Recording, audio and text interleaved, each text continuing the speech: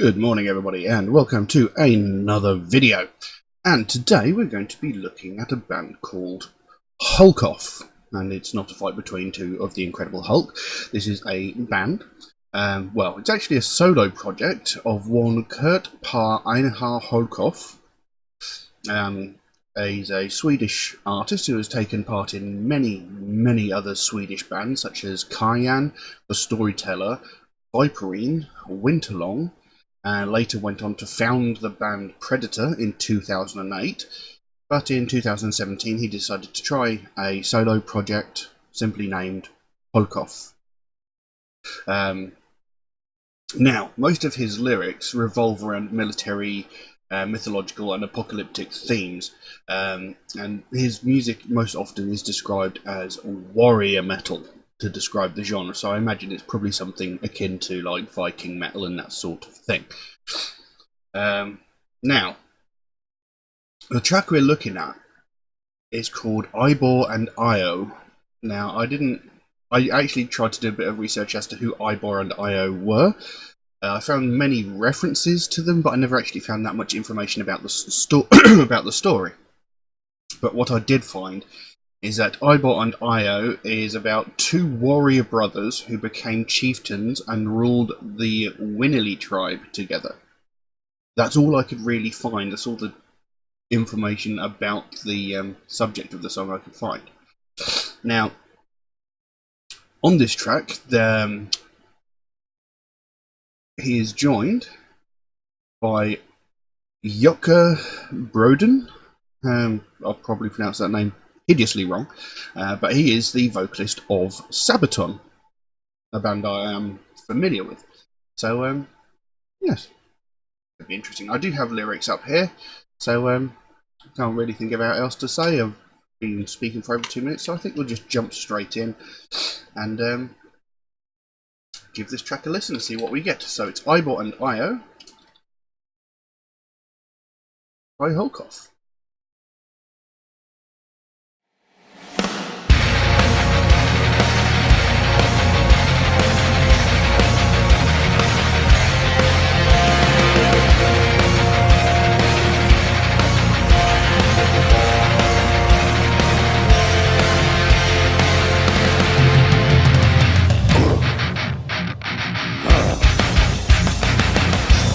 Once we were outcasts, shunned from our land, but we trusted in Odin and the swords in our hands. We lost our home and our hearth and shall never return. But upon our journey we saw both the memories and villages burn.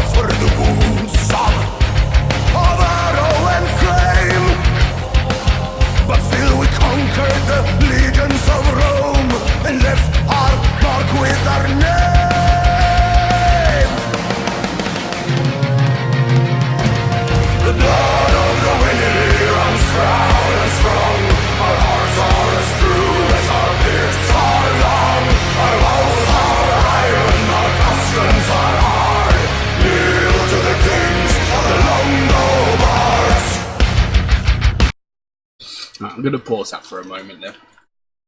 Sounds like I'm about to get epic music there. Now, obviously, as I said before, this is the tale of Ibor and Aio, who were two warrior brothers who became the rulers of the Winnerly tribe. And the song is actually doing a really good job of actually describing the story, as far as I'm aware. And as I've said many times, I really like when songs do that. They really give you a good story. Now, I'm pretty sure some of these lyrics are actually slightly inaccurate. They might have been slightly miswritten, because some of it doesn't make very much sense, and some of it just sounds wrong when listening to the music. Anyway, you get the general idea of what it is. It goes, once we were outcasts, shunned from our land, but we trusted in Odin and the swords in our hands. We left our home and our heir and shall never return. But upon our journey we saw both memories and villages burn. The blood of the Winnerly runs proud and strong. Our hearts are as cruel as our beards are long. Our vows of iron, our customs are hard. Kneel to the kings of the Longobards. Now, excuse me. When I was doing some research for this, there was many references to the Battle of the Lombards, and here they've said Longobards. So there's probably a cultural thing in the pronunciation of that certain name. But they're pretty much saying, we were outcast, shunned from our land. So I'm guessing this Ibor and Aio were like, what's the word? They were cast out of their homeland. They were exiled. That's the word I'm looking for. It's what it sounds like. But rather than being downtrodden and sort of feeling sorry for themselves, they were like, no, we are strong, we are powerful. Odin will guide us to bigger and better things. And it says, we left our home and our heir and shall never return. So, they lost out on everything that they were, their essential birthright, as it were. It says, we left our home and our heir. I'm guessing when it says we left our heir, it means like the stuff that they were due to inherit once their father passed, for example. It says, upon our journey we saw both memories and villages burn. So does that mean as they left their homeland, they sort of destroyed it? Possibly, I'm not sure. And then it goes into that chorus, the blood of the Winnerly runs proud and strong, our hearts are as cruel as our beards are long. I love that line. Vows of iron, our customs are hard, kneel to the kings of the Longobards. So they're talking to themselves. It then carried on, the ground of Germania did shake at our feet, the Heruli faced us, we gave them defeat. Hurt of us suffering, wounds are of arrow and flame. See, that line doesn't make much sense. But still we conquered the legions of Rome and left all back with our name. Again, another line that doesn't really make sense. And then it goes back into that chorus. The blood of the Winnerly runs proud and strong. Our hearts are as cruel as our beards are long. Our vows of iron, our customs are hard. Kneel to the kings of the Longobards. So, now, as I said, some of these lines don't sound quite right, but unfortunately I couldn't find any other version of these lyrics. So I'm having to make do with what I've got. But together, started reading another line of the... But, it tells the story of the song, and I really quite like it. As I said, I like songs that have story, that have meaning. It's quite fascinating, interesting. I love the way they've written it, because it makes sense. It's very concise telling. So let's carry on.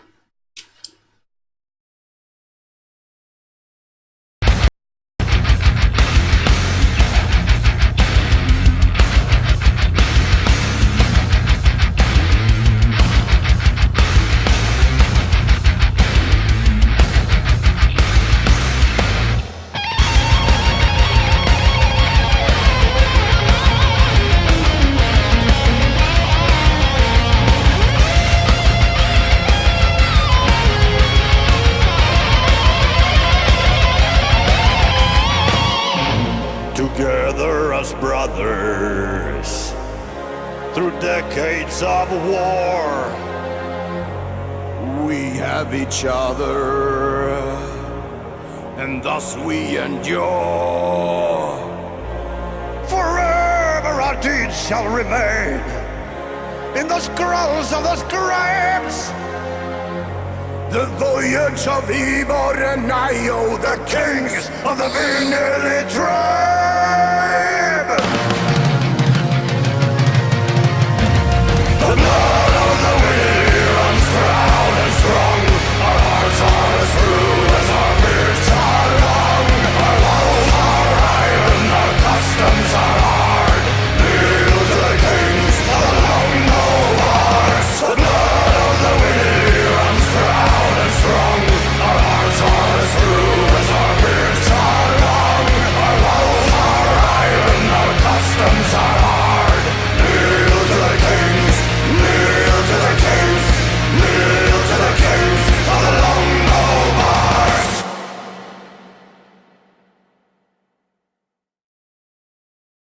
There we go.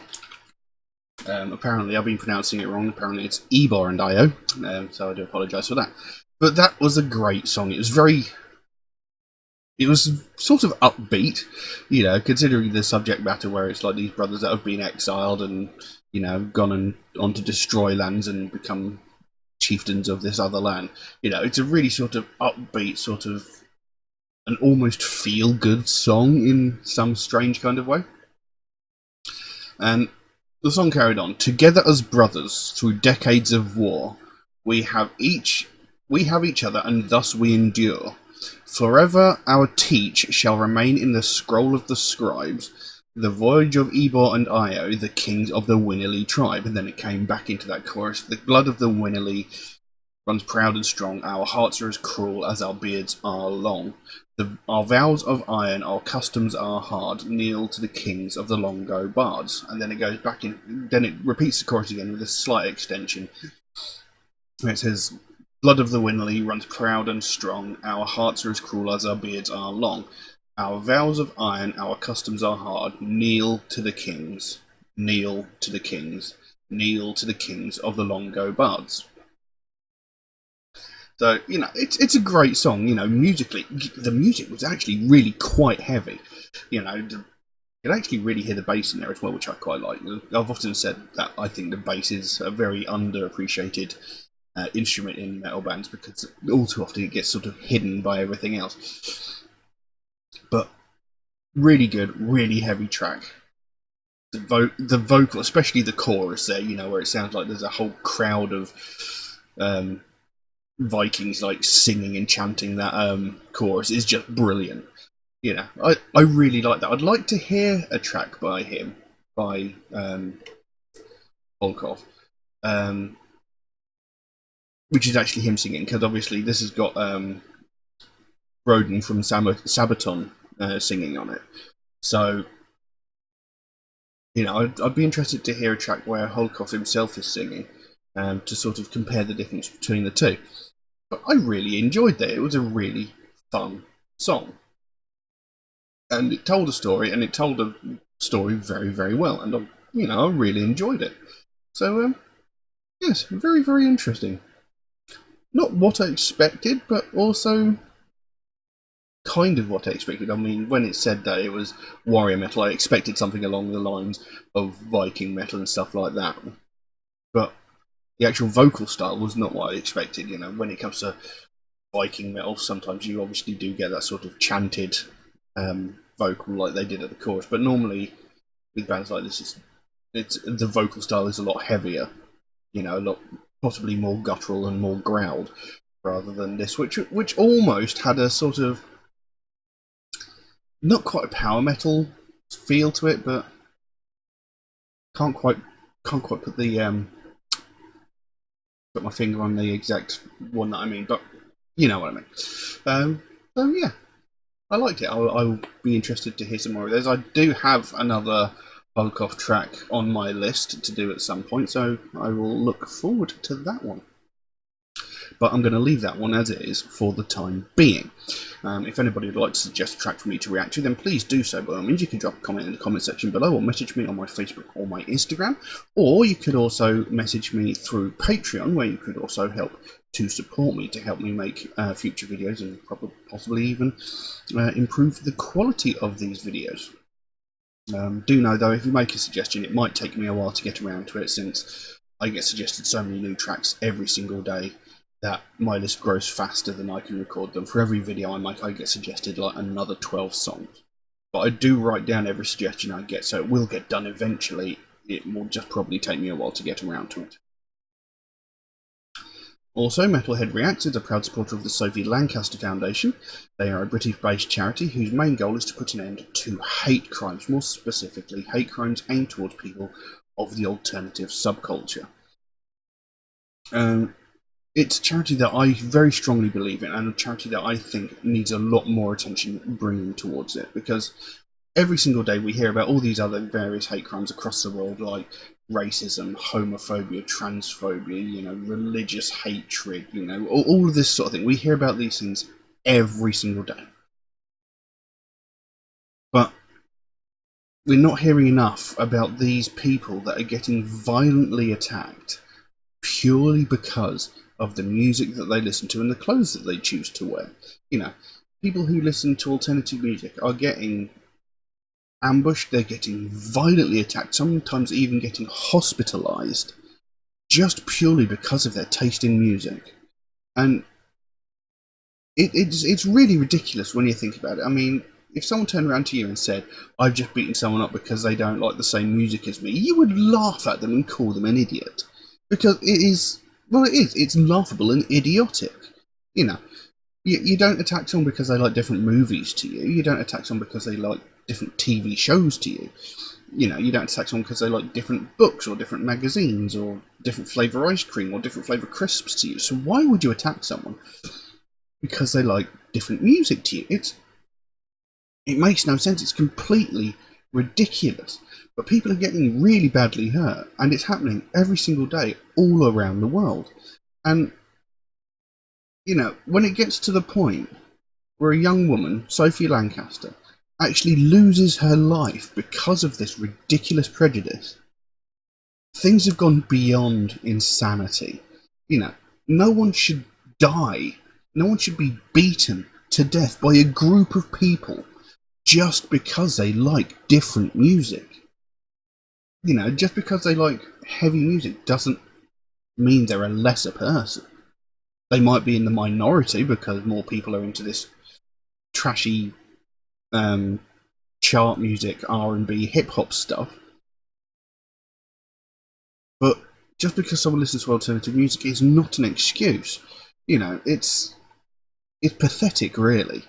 And it just shows how small-minded these people are, because they're not willing to take the time to actually get to know a person. If this group of people that had attacked Sophie Lancaster had taken a moment to actually get to know her and her boyfriend, Rob Mulby, they'd taken a moment to speak to them, they would have found that they were the most down-to-earth people who would speak to anyone about pretty much anything.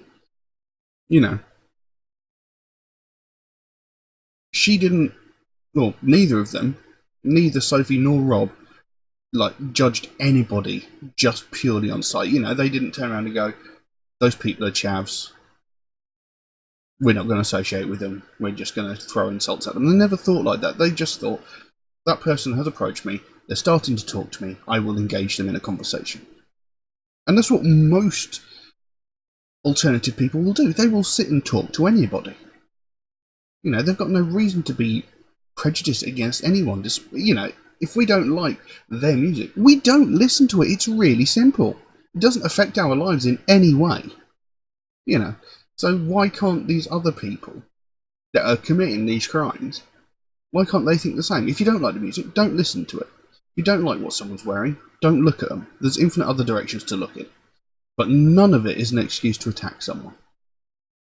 And this is the sort of thing that the Sophie Lancaster Foundation is trying to do. They're trying to bring a stop to this. They want to put, they don't want another family to go through what they went through when they had to watch their daughter slowly die after getting so brutally beaten by a group of people.